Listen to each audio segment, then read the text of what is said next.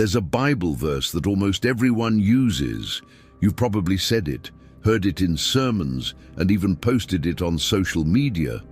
But what if I told you that this verse might be leading you straight to destruction? This verse is one of the most misunderstood scriptures in the Bible. Even pastors and teachers quote it, yet they miss a critical detail that changes everything. What if I told you that Satan himself wants you to believe this verse? And by the time you realize the truth, it might be too late. Stay with me until the end, because this could change the way you understand God's word forever.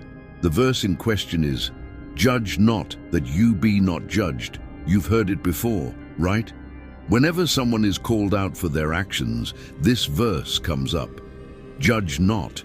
It's used to shut down discussions about sin, morality, and righteousness. Don't judge me. But what if I told you this verse doesn't mean what most people think it does? In fact, using this verse incorrectly might just be playing right into the enemy's hands. Let's look at what Jesus really meant. In Matthew 7, Jesus warns against hypocritical judgment. He's not saying that we should never make judgments at all.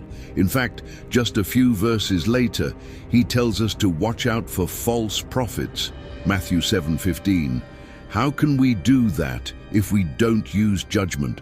So if judge not doesn't mean never judge, what was Jesus really warning us about? Here's where the real danger comes in. The enemy wants you to believe that all judgment is wrong, because if no one can judge, then no one can correct. And if no one corrects, sin spreads unchecked. But here's the most terrifying part. There's one hidden detail in this verse that most people never notice, and it changes everything. Look closely at the next part of Jesus' words, "For with the judgment you pronounce, you will be judged." Matthew 7:2. Jesus isn't saying never judge. He's saying judge carefully, because the same measure you use will be used against you. This means if you call out sin in others but ignore it in your own life, you are setting yourself up for judgment. Now ask yourself, have you been misusing this verse?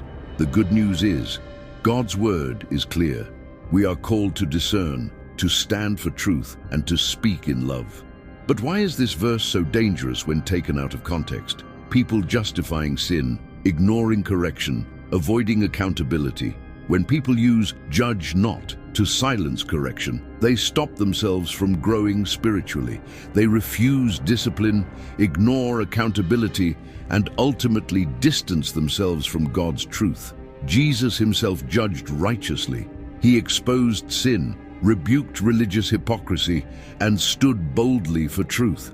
And he calls us to do the same. So ask yourself, are you using this verse to avoid correction or to live righteously? If this opened your eyes to something new, don't stop here. There's another deception even more dangerous than this, and most Christians don't see it coming. Subscribe, like, and comment.